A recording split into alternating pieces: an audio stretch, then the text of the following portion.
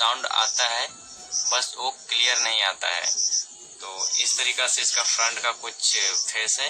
और यहाँ पे इसका जो सैटेलाइट स्पीकर है, आवाज़ सही आता है। 4.1 है, बैक साइड से आप देख सकते हो। यहाँ पे ये 4.1 है।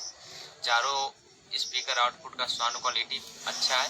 बट यहाँ पे क्या हमारा जो सब वूफर है उसका साउंड आता है, बस वो फटा फटा आता है, कुछ अच्छा तरीक़ा से नहीं आता है। तो दोस्तों ये जो प्रॉब्लम है सिर्फ दो ही कारण से आ सकते हैं। या तो इसके पोटेंशियोमीटर जो लगे होते हैं यहाँ पे वॉल्यूम के लिए, ये वाला बेस के लिए, ये पुराना होने के कारण या तो अच्छा से साउंड नहीं दे पाता है और अच्छा से काम नहीं कर पाता है। अगर ये ठीक है तो 100% इसका जो आईसी होता है 20-30 होम थिएटर में ज़्यादातर यूज किया जाता है, तो इसमें भी 20-30 ही होगा, तो वो उसमें फॉल्ट होगा। ये कोई ज़रूरी नहीं है कि वो आईसी पूरी तरीके से उड़ जाता है। किसी किसी कंडीशन में वो आईसी काम करना कम कर देता है। तो चलिए पहले हम इसको दिखाते हैं आपको कि किस तरीके से इसका साउंड क्वालिटी आता है। तो यहाँ पर मैंने इसमें सप्लाई दे दिया है, यहाँ पे देख सकते हो आप, ये ऑन हो चुका है। और मैं इसमें साउंड को बढ़ाता हूँ, आप देख सकते हो। यहाँ पे जो साउंड क्वालिटी है कुछ समझ में नहीं आता है कि ये क्या इसमें साउंड दे रहा है, सिर्फ फटा फटा जैसा ये आ रहा है। ठीक है,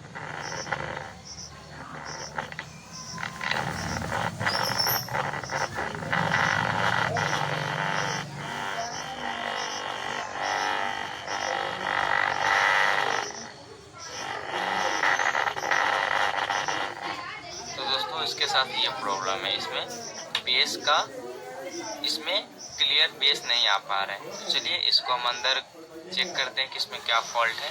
तो सबसे पहले हम क्या करेंगे दोस्तों, इसका जो सारा स्क्रू है उसको हम निकाल लेते हैं।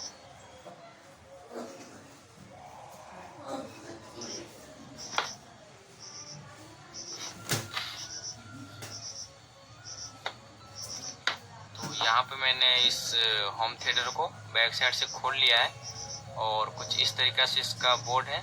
यहाँ पे जो हमारा साउंड के लिए जो आईसी है दोस्तों वो बिल्कुल ही दोनों सही है।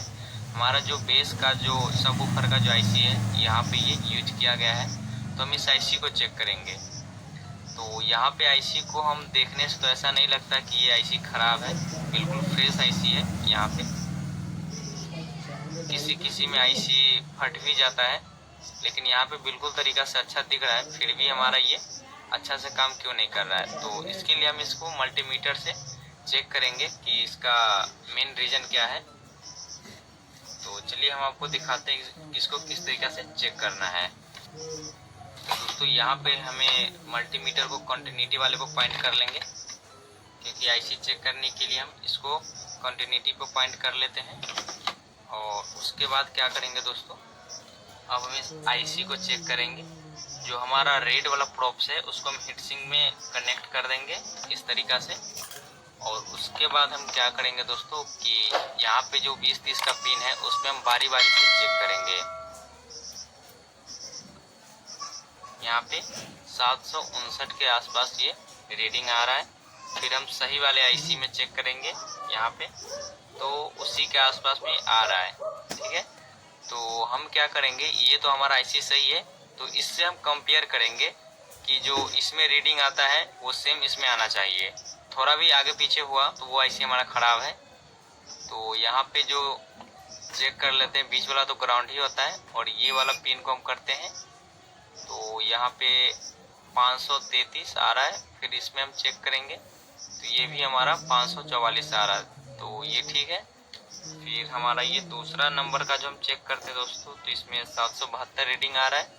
फिर इसमें भी करेंगे तो ये 772 आ रहा है, ये भी ठीक है। फिर जो चौथा नंबर मेन होता है जिससे साउंड आउटपुट होता है उसको हम चेक करेंगे। तो ये जो सही वाला आईसी है उसमें लगभग 570-71 के आसपास में ये रीडिंग आ रहा है। और इसमें दोस्तों देख सकते हो आप 433, मतलब यहाँ पे लगभग 100 के आगे पीछे यहाँ पे शो कर रहा है। यहाँ जो सही वाला आईसी है उसमें लगभग 571 आ रहा है। और इसमें जो सबवूफर वाला है उस पे हमारा 400 33 आ रहा है, मतलब ये 500 और 400 100 का फ़र्क है। तो यहाँ पे इसमें क्या है दोस्तों कि ये जो हमारा आईसी है उसके चौथा नंबर में फॉल्ट है। तो हम सिंपली क्या करेंगे, इस आईसी को हम चेंज कर देंगे। तो चलिए हम इस आईसी को हम चेंज करते हैं। तो दोस्तों मैंने यहाँ पे पुराने वाले आईसी को मैंने यहाँ पे निकाल दिया है।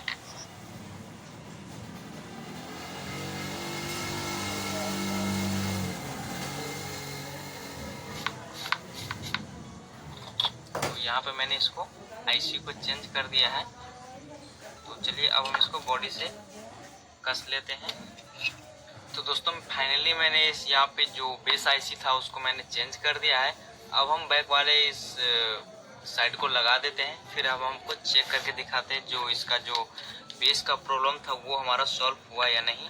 तो चलिए फटाफट हम इस बॉडी में इसका स्क्रू लगा लेते हैं। तो दोस्तों मैंने यहाँ पे बैक पैनल को लगा लिया है। अब हम इसमें सप्लाई देते हैं और फिर हम इसका जो हमारा बेस में जो प्रॉब्लम था उसको हम चेक करते हैं। तो दोस्तों मैंने इसमें सप्लाई दे दिया है, देख सकते हो आप। अब देख सकते हो इसका जो आप साउंड क्वालिटी है बहुत ही मस्त दे रहा है, फटा फटा नहीं आ रहा है, देख सकते हो आप।